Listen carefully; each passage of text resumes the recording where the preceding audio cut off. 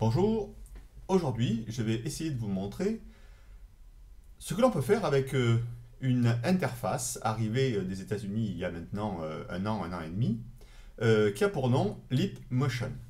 Je vous la présente, c'est un petit boîtier qui permet une interaction à distance, à savoir en positionnant votre main au-dessus de ce boîtier, vous allez pouvoir, en déplaçant votre main devant vous ou en ramenant votre main vers vous, en déplaçant la main vers la gauche ou vers la droite, en descendant vers le boîtier ou en montant vers le boîtier, avoir une multitude d'interactions avec l'objet présent sur l'écran. Je vais essayer de vous faire une démonstration maintenant sur une application qui a été créée par des médecins qui s'appelle Cyber Science 3D et qui permet de tourner autour d'un crâne humain et d'en voir les composants, à savoir l'ensemble des os qui composent un crâne humain. Je pourrais également pointer avec seulement le doigt un os et en agissant sur la touche espace, sortir cet os du crâne qui est présenté à l'écran. Démonstration. Je pose donc mon interface sur la table.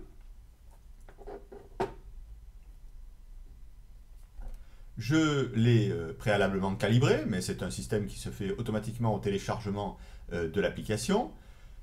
Je lance l'application CyberScience. Elle se lance à l'écran comme n'importe quel autre logiciel. Je vois apparaître un menu, je vais choisir une option, peu importe l'option, et voilà, me voilà en présence du crâne, donc que l'on reconnaît parfaitement. Maintenant, je vais agir avec la main. Je tourne un petit peu la caméra pour essayer que l'on voit mieux mes gestes et les déplacements de ma main. Je positionne ma main donc sur l'interface et je vais aller vers ma gauche, vous voyez que le crâne tourne. Je vais aller vers ma droite, vous voyez que le crâne tourne. Je vais lever la main, je peux regarder sous le crâne. Je peux baisser la main et je peux regarder au-dessus du crâne.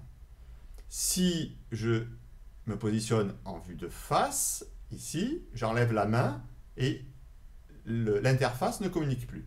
Je vais donc m'avancer au plus près du crâne. Voilà, je reviens et je peux regarder en détail ce qui se passe à l'intérieur du crâne. Et je peux avoir un effet de zoom extrêmement précis. Je vais donc reculer le crâne maintenant et je vais pointer, comme je l'ai dit tout à l'heure, une partie du crâne et essayer de l'extraire. Donc avec le doigt, je viens pointer une partie du crâne. Vous voyez que le nom de la partie s'affiche lorsque je change de partie de morceau du crâne. Et maintenant, je vais appuyer sur espace en même temps que je pointe un élément.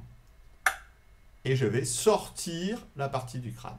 Je fais ce qui s'appelle une dissection. Je pointe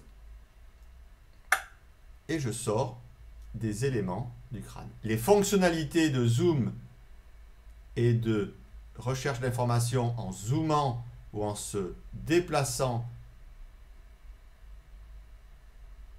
la vue par rapport à ce crâne reste valide. Je peux, dans n'importe quelle situation, extraire, donc avec le doigt, prendre l'os qui m'intéresse et le sortir de sa cavité ou de son emplacement.